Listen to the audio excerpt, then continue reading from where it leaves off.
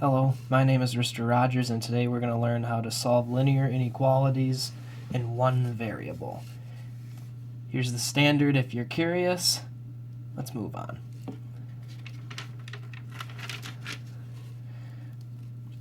Okay, we have 5 is less than 2x plus 5 plus 6x. First thing we got to do is combine like terms, and we have a 2x and a 6x. 2x plus 6x is 8x. So 5 is less than 8x plus 5. Okay, next thing we got to do is we got to get all of our constants on one side and all of our variables on the other side. And how we can do that is we can bring this 5 over here by subtracting 5 by both sides. And 5 minus 5 is 0. So you're left with 0 over here is less than 8x. Now we need to get x by itself. In order to do that, we need to divide 8 by both sides.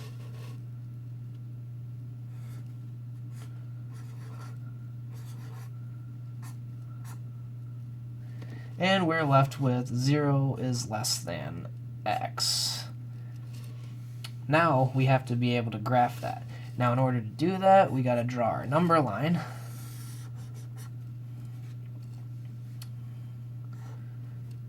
Mark 0.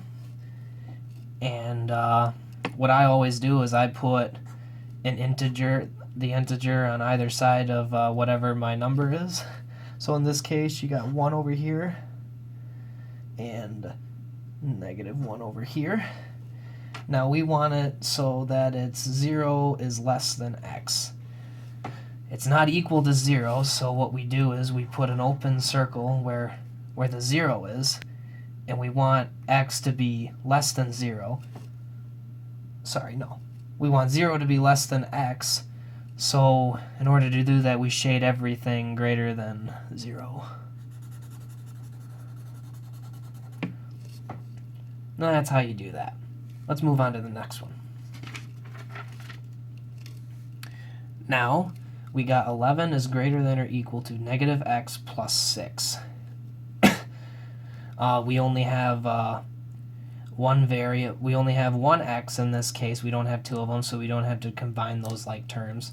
So the first thing we got to do is get all the constants to one side and all the variables on the other side. So in order to do that, let's subtract -6 from both sides.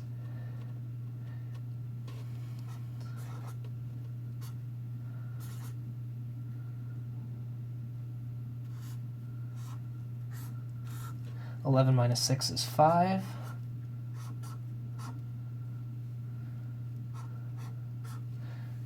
Now, here's the tricky part. There's a rule in mathematics where if you divide or multiply by a negative number, you have to flip the inequality. Always remember that. It's a good thing to keep in mind always. I still trick up on it to this day. So to get x by itself, we divide each side by -1. Cancel, cancel.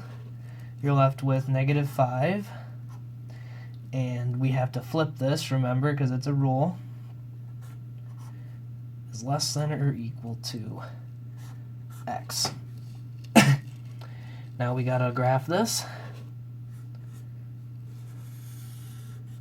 One thing I forgot to mention on the last problem, before you do this, it's always a good idea to write this as like the x first. So we can instead write this as x is greater than or equal to -5. So our number is -5, so we put that smack in the middle. And we pick out integers on either side of it. -6, -4. And it's x is greater than or equal to -5, so we can just, instead of putting an open circle, we want to fill that circle because it's equal to -5 as well. and it says x is greater than, so we shade over this way because it's greater than. And that's it. I hope I was help, and have a good day.